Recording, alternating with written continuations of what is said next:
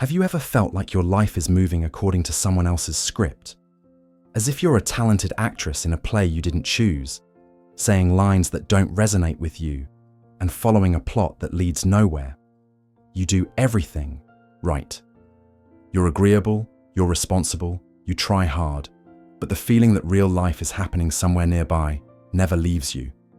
It's as if invisible strings, tied to your hands and feet, are making you dance to the melody of others' expectations, while your own music fades somewhere deep within your soul. You look at others who take what they want from the world with ease and audacity, and you ask yourself a quiet, agonizing question. Why can they do it, but I can't? What is their secret? This secret isn't in money, connections, or blind luck. It's hidden much deeper in the invisible laws of the psyche that Carl Jung dedicated his life to studying. His discovery was staggering and inconvenient for those accustomed to relying on external circumstances. Destiny is not what happens to us. Destiny is what we unconsciously choose every day, every minute. Your feeling of helplessness, your role as the eternal executor of someone else's will. This is not a sentence, but a symptom that you've given the keys to your life to someone else, without even noticing. The modern world of self-development offers you thousands of superficial solutions, affirmations, vision boards, positive thinking. But all of this is just an attempt to repaint the facade of a building whose foundation is cracked. Jung would tell you that until you descend into the basement of your soul, until you come face to face with what controls you from the shadows, you will remain a hostage to your own goodness, your fears, and the expectations of others. You will forever be polishing the mirrors in a house, not knowing that its foundation is quicksand. Today, we will not talk about how to attract success. We will talk about how to become the force that shapes its own reality. We will break down 5 immutable laws that transform a woman from a passive character into the mistress of her own destiny. These are not just rules. These are principles of internal organization that change your energy on a fundamental level. And yes, as an inevitable consequence, men begin to treat such a woman completely differently, not with condescension, but with a deep, reverent respect, because they instinctively feel this is not someone who can be controlled, but someone with whom you can only walk alongside if she allows it. The 4th and 5th laws are especially important. They are the key to the very essence of your transformation, to the alchemical transformation of the lead of powerlessness into the gold of true self-mastery. Are you ready to stop waiting for permission and take your life into your own hands? Then let's begin. Law 1. The law of internal sovereignty. Imagine a state. It has borders, a capital, a government, and its own unique culture. Now imagine that the ruler of this state constantly seeks approval from neighboring countries, changes its laws at their behest, and measures the value of its people by the amount of praise from the outside. The borders of such a state are permeable, its treasury is empty, and its capital is merely a transit point for foreign interests. Such a state is weak, unstable, and doomed to submission. Your psyche is just such a state. And the first, most important law to become its mistress is to declare your internal sovereignty. This isn't about selfishness or arrogance. It's about ending the desperate, exhausting search for validation in the external world. It is a quiet but firm internal act in which you tell yourself, my opinion of myself is the only one that truly matters. My values are my constitution. My feelings are my chief advisor. Jung called the center of our psyche the self. This is your true, authentic I, which does not depend on the social masks, the persona that we wear to be liked by others. A woman living from her persona is in a constant state of anxious dependence. She is constantly asking questions. What will they think? Am I good enough? Will they be offended? Her energy is scattered. She is like a beggar with an outstretched hand, waiting for alms in the form of approval, a like, a compliment. Her internal state is completely dependent on the external weather. A woman who has found contact with herself and has established her sovereignty stops asking. She begins to know She doesn't look for a guru to tell her how to live, because her inner wisdom becomes her main teacher. She doesn't look for a man to make her happy, because she herself becomes the source of her happiness. She doesn't look for friends to confirm her rightness, because she trusts her own inner compass. She becomes her own center of gravity, her own point of support. It is this that evokes a profound respect from those around her, especially from men. The male psyche is instinctively drawn to certainty and strength. When a man sees a woman who does not need him to feel whole, his usual mechanisms of control, through praise, criticism, or patronage, begin to fail. He sees not a threat, but strength. He understands that she cannot be bought with compliments or held with manipulation.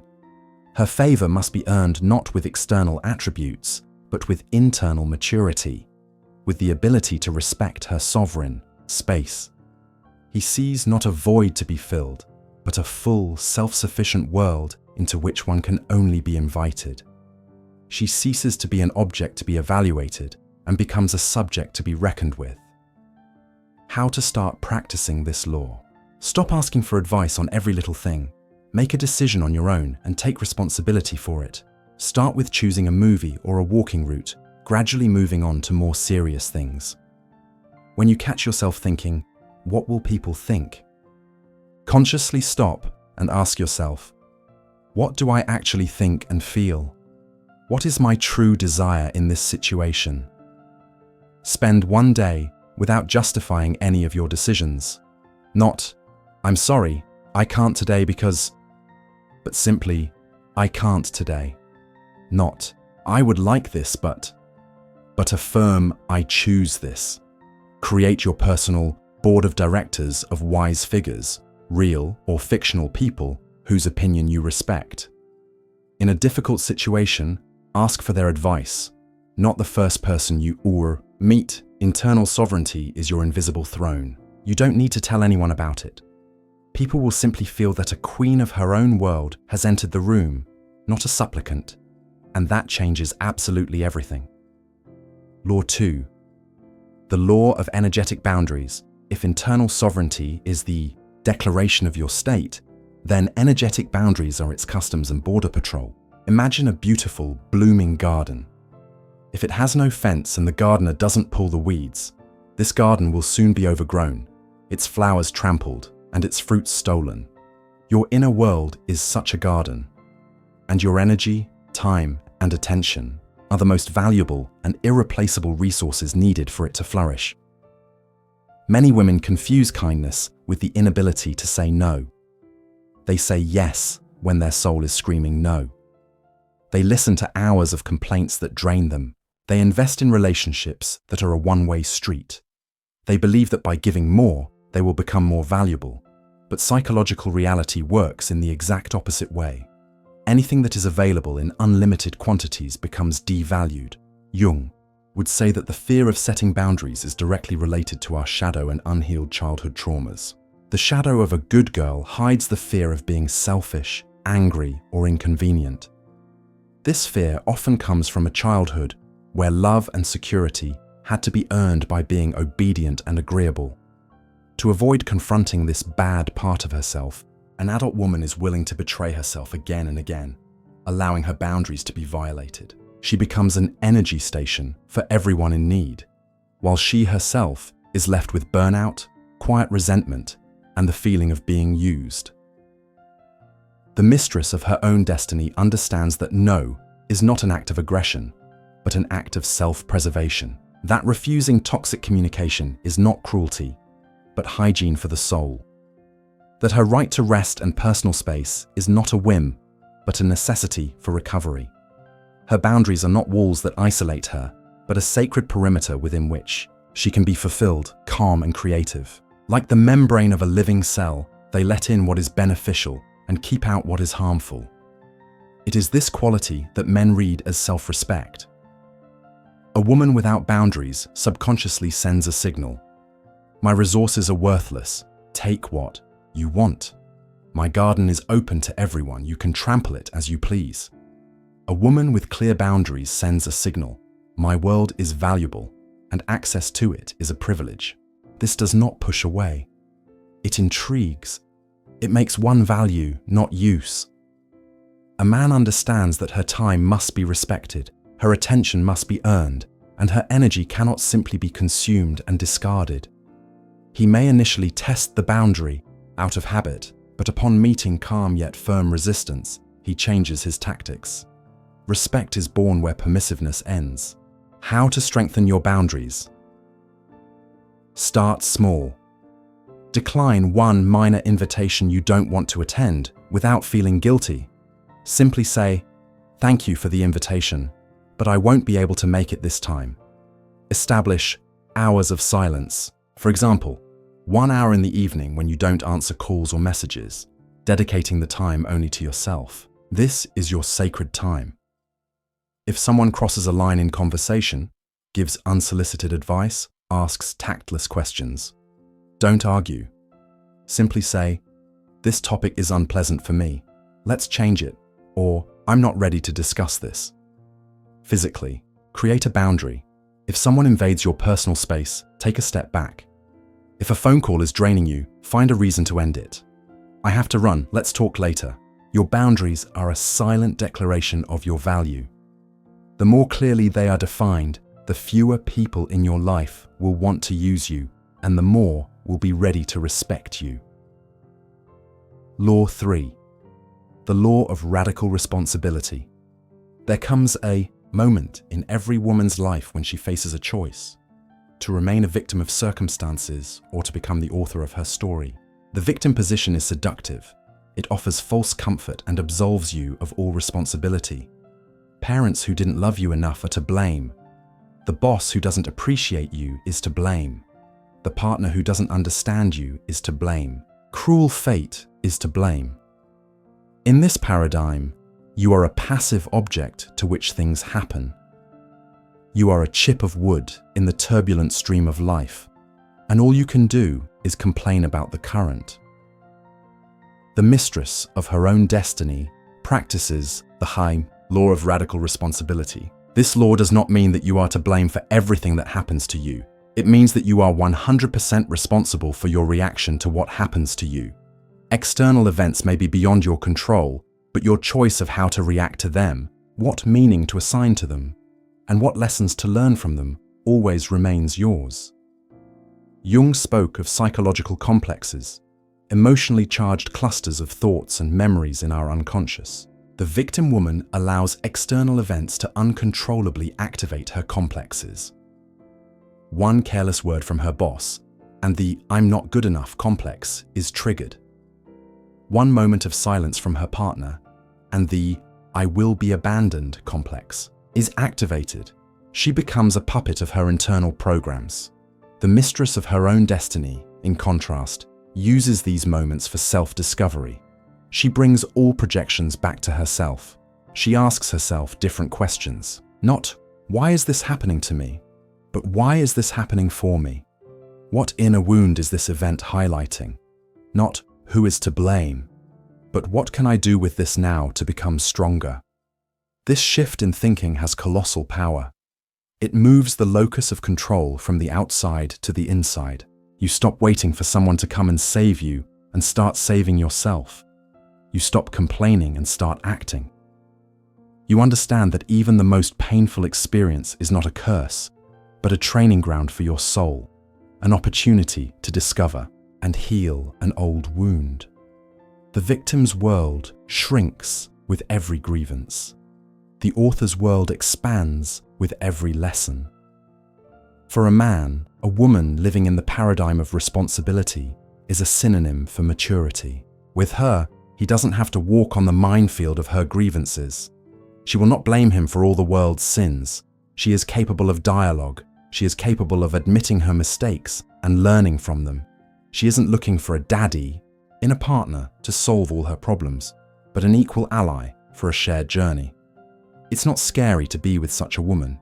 It's reliable. Her strength is not in never falling, but in always getting up, dusting herself off and moving forward, even wiser than before.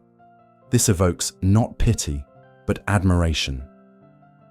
Practicing this law. In any difficult situation, find at least one thing for which you can take responsibility. For example, I can't control his behavior, but I am responsible for continuing to stay in this relationship and not speaking up about my feelings. Replace the word problem with task or challenge. This changes the emotional tone and sets you up to find a solution, not to suffer passively. Give up complaining for one day.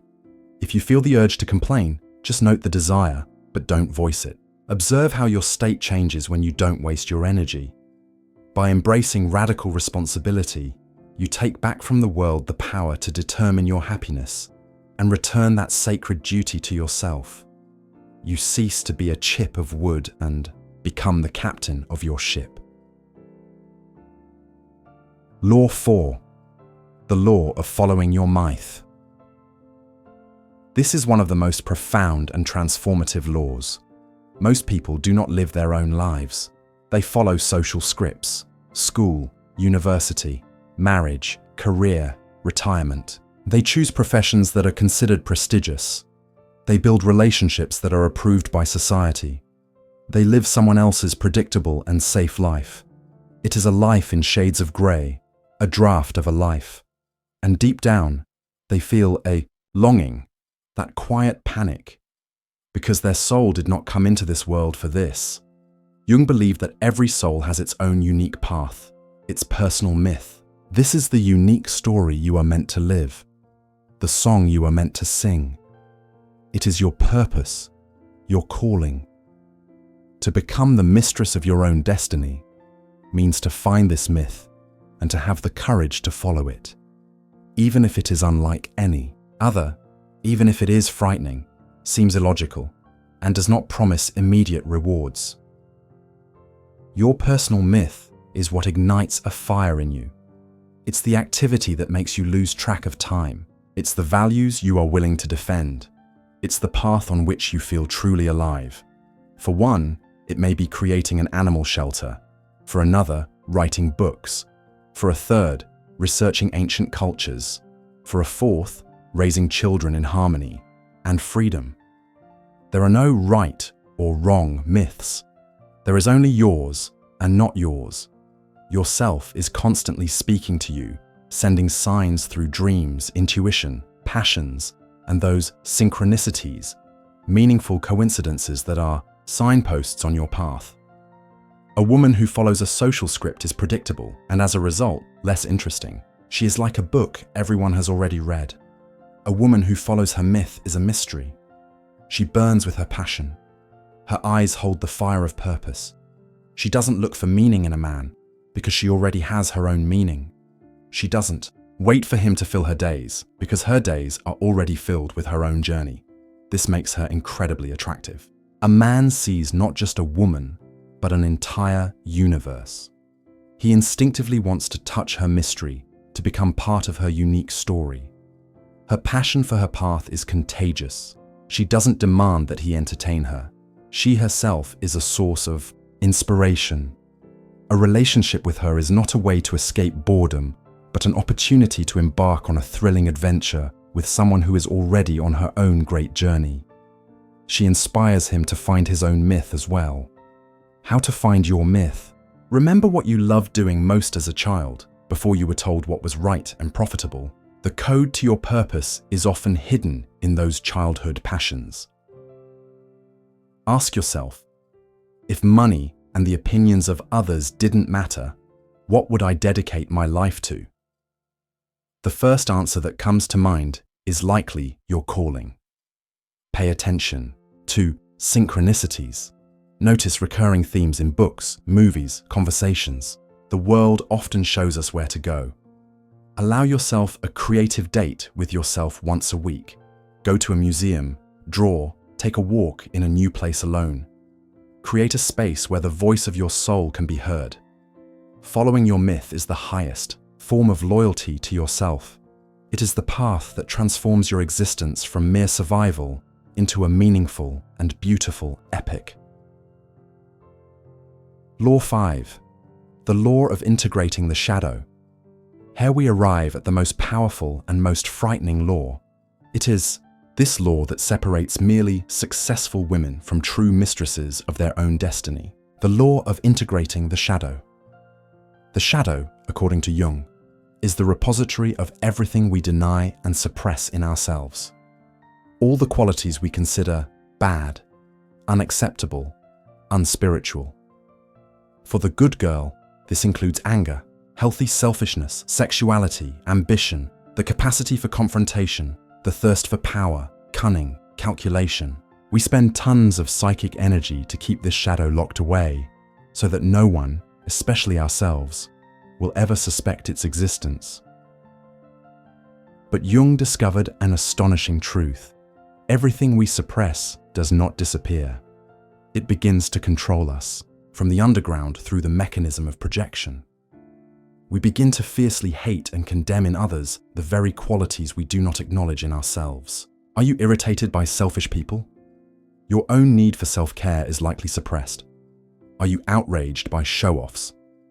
Perhaps your own ambition is locked in a cage.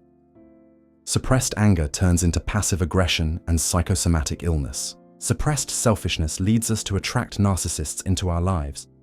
Your shadow is a psychological bomb that will either explode inside you in the form of depression or will constantly attract external dramas. The mistress of her own destiny does not fight her shadow. She descends into the basement of her soul, turns on the light, and gets acquainted with her monsters. She understands that within each of them lies immense power. Anger is energy for defending boundaries. Selfishness is the ability to put one's needs first. Ambition is the fuel for achieving goals. Cunning is strategic thinking. She does not let these qualities control her, but she integrates them, putting them to her service. She stops being a one-dimensional good girl and becomes whole. It is this wholeness that gives birth to unshakable strength and commands the deepest respect. A man can manipulate a good girl by playing on her guilt and fear of being bad, but he is powerless before a whole woman. He doesn't know what to expect from her. She can be gentle or she can be tough. She can be compassionate or she can be unyielding. She is unpredictable because she is free to use the entire arsenal of her personality. She is not afraid of conflict if it is necessary. She is not afraid to speak the truth, even if it is uncomfortable. She is not afraid to be herself in all her fullness. This woman is not just respected. Men are afraid to lose her because she is real, alive, whole. She is like wild nature, not a manicured park, and that is the most magnetic force in the universe. Tvisam, 5 laws we have discussed today are not a set of instructions to be followed mechanically. They are 5 facets of one great path, the path of individuation, as Jung called it, the path of becoming yourself. To stop seeking approval and ascend to your inner throne. To define your boundaries and stop being a free resource for all. To take responsibility and become the author, not the victim. To find your unique myth and follow it. To embrace your shadow and become whole. Each of these steps cuts away everything superficial, everything foreign, all the husks of social roles and expectations under which your true essence is buried. You stop being agreeable. You stop being predictable. You stop being someone's function and you become a mistress. The mistress of your thoughts, your feelings, your energy, your life. You don't chase after respect. It comes on its own as a natural consequence of your inner strength. You don't try to hold on to a man. He himself is afraid of losing access to your amazing and fulfilled world. This path requires courage. The courage to disappoint others. The courage to be misunderstood. The courage to face your own demons. But the reward for this courage is priceless. It is the freedom to be yourself, and the right to write the story of your own destiny with your own hand. You stop being a planet orbiting someone else's sun and become a star that creates its own system, ordering reality around you with your own light and gravity. Let this journey begin for you today. Let these laws become your inner compass. And let the world see you, not as they want to see you, but as you truly are. Whole, free, radiant, a true mistress of her own destiny. If these words resonated with your soul, share them. Let there be more women who have realized their power.